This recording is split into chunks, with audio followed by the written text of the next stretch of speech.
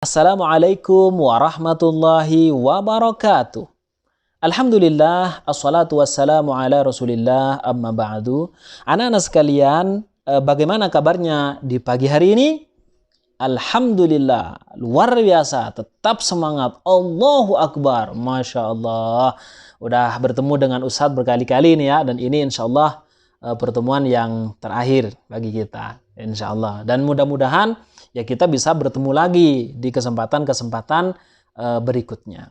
Baik anak-anak, sekarang kita akan mempelajari pelajaran pendidikan agama Islam atau Ats-Tsaqafah Al-Islamiyah. Materi kita pada pagi hari ini yaitu tentang konsisten dalam kebenaran. Keren sekali ini, konsisten dalam kebenaran. Apa sih yang disebut kebenaran itu di dalam Islam? Tentunya kalau kita melihat kebenaran ya karena kita muslim ya lihat dari segi agama Islam seperti itu. Kemudian bagaimana agar kita konsisten di dalam kebenaran itu? Apa yang harus kita lakukan? Baik, kita akan masuk pada materi.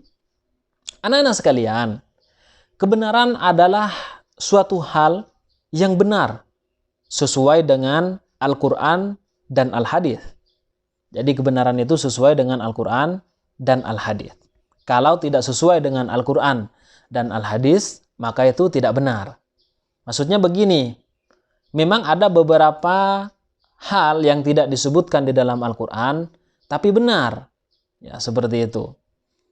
Misalkan, mencium tangan orang tua gitu ya. Di Quran nggak ada mencium tangan orang tua. Tapi itu termasuk kategori berbakti kepada orang tua di mana disebutkan dalam Al-Quran. Jadi intinya memang Al-Quran tidak menyebutkan secara langsung, tapi di sana tersirat. Jadi ada hal-hal yang bisa kita pahami ketika kita mendalaminya. Ya, jadi seperti itu kebenaran. Nah, apa sih yang disebut kebenaran? Seperti yang tadi sudah disebutkan, bahwa kebenaran adalah sesuatu hal yang benar di dalam pandangan Islam sesuai dengan Al-Quran dan Al-Hadits. Anak-anak sekalian, orang yang benar akan selalu bersama orang-orang yang beriman dan orang yang bertakwa. Artinya, orang yang benar, tentunya benar dalam Islam ya, dia sudah termasuk golongan orang yang beriman dan orang yang bertakwa.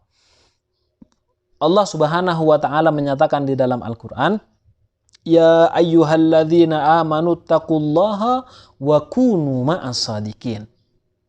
Wahai orang-orang yang beriman, bertawakallah kalian, yaitu bertakwalah kalian kepada Allah Subhanahu wa ta'ala, dan hendaklah kalian bersama orang-orang yang benar di jalan Allah Subhanahu wa ta'ala. Orang jujur juga masuk dalam orang benar, karena jujur itu adalah menyampaikan kebenaran sesuai faktanya. Itu juga termasuk ya. Jadi orang jujur juga termasuk orang yang benar. Kemudian anak-anak, orang yang benar akan mendapatkan kebaikan dari Allah Subhanahu wa ta'ala. Sehingga orang yang mendapatkan kebaikan, dia akan dituntun oleh Allah menuju surga. Kan seperti itu. Allah Subhanahu wa ta'ala berfirman dalam Al-Quran, "Falau sadaqullaha lakana khairal lahum." Seandainya mereka bersikap benar kepada Allah Subhanahu wa ta'ala, tentu Allah akan memberikan kebaikan kepada mereka. Hal itu lebih baik bagi mereka. Nah, jadi seperti itu ketika kita benar-benar bersikap benar kepada Allah Subhanahu wa ta'ala ya. Jujur di dalam setiap perbuatan kita, termasuk bersikap benar itu adalah melaksanakan perintah Allah dan menjauhi larangan Allah, seperti itu. Karena kebenaran bisa menunjukkan pada kebaikan, dan kebaikan bisa menunjukkan pada surga. Rasulullah SAW bersabda, "Innas sidqa yahdi ilal birri, wa innal birra yahdi ilal jannah."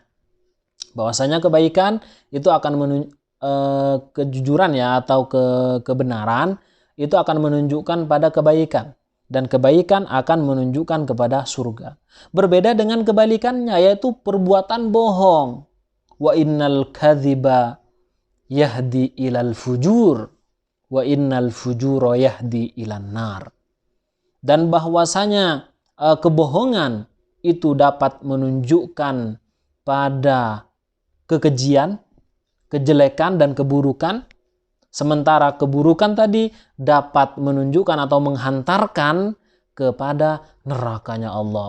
Kan ngeri sekali itu anak-anak. Takut, jadinya kita takut seperti itu. Oleh karenanya kita harus benar-benar selalu berusaha berbuat jujur, berlaku benar, ya, termasuk juga berlaku adil. Karena adil itu juga termasuk bagian dari kebenaran. Kebenaran itu dapat menenteramkan jiwa kita anak-anak. Jiwa kita yang mungkin resah, jiwa kita yang mungkin gelisah, itu bisa diobati dengan kejujuran, diobati dengan kebenaran. Fa inna sidqa tuma'ninatun wa innal kadhiba ribatun. Begitu kata Rasulullah. Dan bahwasanya kejujuran atau kebenaran itu adalah ketentraman jiwa, sementara kebohongan itu adalah kegelisahan, ya, kegelisahan yang ada di dalam jiwa kita atau keresahan. Seperti itu anak-anak. Nah, sekarang Ustadz akan bercerita sedikit. Jadi, suatu ketika ada seorang sahabat bernama Abu Dzar Al-Ghifari. Dia mendengar bahwa di Makkah ada seorang yang menubuatkan diri, mengaku bahwa adalah Nabi dan Rasul. Beliau datang kepada Rasulullah. Beliau duduk di hadapan Rasulullah, lalu kemudian mendengarkan penjelasan Rasulullah, dan seketika itu dia masuk Islam. Namun, masuk Islamnya itu sangat unik anak-anak. Beliau setelah menerima kebenaran dari Rasulullah, ya Rasulullah, saya akan bersaksi kepada engkau bahwa tidak ada Tuhan selain Allah dan engkau adalah utusannya, di hadapan orang-orang kafir musyrik Makkah saat itu. Berani sekali ya. Padahal ini bukan orang Makkah. Orang dari desa Ghifar namanya. Makanya namanya Abu Dzar Al-Ghifari, dari Ghifar. Setelah itu beliau keluar dari rumah Rasulullah. Beliau menuju ke Ka'bah, di mana di sana ada patung banyak ya. Lalu kemudian ada orang-orang kafir Quraisy saat itu juga, di antaranya ada Abu Jahal juga, Abu Lahab. Lalu dia mengatakan di hadapan orang yang banyak, asyhadu an la ilaha illallah wa asyhadu anna Muhammadan Rasulullah. Ketika orang-orang kafir Quraisy mendengar ini, langsung mereka tanpa ampun menghajar. Dihajar, dipukul, tanpa ada kasihan sama sekali. Nah, setelah itu beliau pingsan. Lalu akhirnya datanglah Abbas ibnu Abdul Muttalib, paman Rasulullah SAW, menolong Abu Dzar Al-Ghifari. Lalu kemudian Abbas mengatakan, celaka kalian. Kenapa kalian memukuli orang dari Ghifar? Bukankah kalau kalian melaksanakan perdagangan, pergi ke Syam, melewati Ghifar, daerahnya orang ini? Lalu akhirnya ditolong oleh Abbas dan dibawa pulang dan dirawat. Lalu apa yang dilakukan oleh Abu Dzar Al-Ghifari? Keesokan harinya beliau tetap melakukan hal yang sama, yaitu bersyahadat di hadapan orang-orang kafir Quraisy. Dipukul lagi, dihajar lagi, sampai kemudian ditolong oleh Abbas bin Abdul Muttalib lagi. Jadi di sini Abu Dzar itu nggak takut ya, untuk menyampaikan kebenaran, walaupun dia terancam ya, akan dihajar oleh mereka-mereka yang tidak suka kepada Islam. Jadi tidak apa-apa, katanya beliau. Jadi kalau perlu beliau akan mengulang lagi. Cuman beliau dihalangi. Itu cerita yang pertama. Yang kedua, di sana ada seorang sahabat Abdullah bin Mas'ud. Nah, anak-anak mungkin pernah ada yang mendengar ya. Namanya Abdullah ibnu Mas'ud. Beliau ini ketika berkumpul dengan sahabat-sahabat yang lain, lalu kemudian ada yang bilang di antara sahabat, wahai sahabat-sahabat, ini orang kafir Quraisy belum ada yang mendengar bacaan Al-Quran. Gimana kalau kita perdengarkan aja bacaan Al-Quran? Ayo, ada siapa yang mau kira-kira? Para sahabat diam. Lalu tiba-tiba Abdullah bin Mas'ud mengatakan, saya yang mau. Saya berani untuk membacakan Al-Quran di hadapan orang kafir Quraisy. Lalu akhirnya dicegah, jangan, kamu itu tidak mempunyai keluarga yang bisa menolong. Karena Abdullah bin Mas'ud ini pada awalnya kan seorang budak ya, lalu kemudian akhirnya dimerdekakan. Nah, Lalu akhirnya sudah nggak apa-apa, yang penting saya harus menyampaikan kebenaran. Oh ya kan, konsisten anak-anak. Jadi walaupun resiko yang akan dia hadapi, ya sudah dia akan tetap menyampaikan kebenaran anak-anak. Lalu akhirnya keesokan harinya pagi-pagi sekali beliau datang ke kerumunan orang kafir Quraisy lalu mengatakan Bismillahirrahmanirrahim, Ar-Rahman 'allamal Qur'an sampai beberapa ayat selanjutnya. Kemudian orang-orang kafir Quraisy yang mendengar, orang ini ngapain? Katanya orang-orang kafir. Lalu akhirnya ada yang menjawab, oh ternyata orang ini membaca Al-Quran, membaca apa yang dibawa oleh Nabi Muhammad, oleh Muhammad. Mereka nggak bilang Nabi ya, karena kalau bilang Nabi ya pengikutnya Rasulullah gitu kan. Oh itu membaca yang dibawa oleh Muhammad. Wah kurang ajar, kok berani sekali.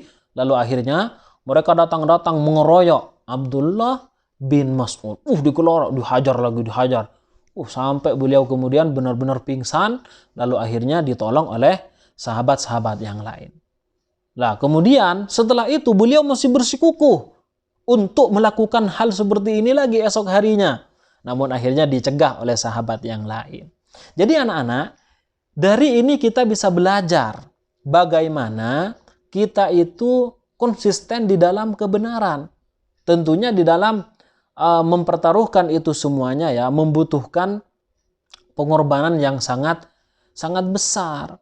Makanya kita sekarang wajib juga meneladani para sahabat, ya meneladani Rasulullah, para sahabat untuk selalu konsisten di dalam kebenaran ini sesuai kemampuan kita tentunya. Kalau kita mampunya hal yang ya mungkin itu saja ya sudah, itu saja, jangan kemudian memaksakan diri. Seperti itu. Misalkan diantaranya misalkan kita berbuat baik pada orang tua, itu termasuk hal kebenaran. Jadi kita harus konsisten untuk terus berbakti pada orang tua. Berlaku adil kepada teman. Bahkan misalkan teman kita pun adalah seorang non-muslim, ya kita harus adil. Kalau misalkan dia dianiaya oleh teman muslim kita misalnya, ya kita harus menolongnya. Tidak boleh berlaku semena-mena. Walaupun kepada orang non-muslim, bukan dari golongan kita. Itu nggak boleh. Rasulullah tidak mengajarkan. Jadi kita harus juga berlaku adil. Kita juga harus jujur.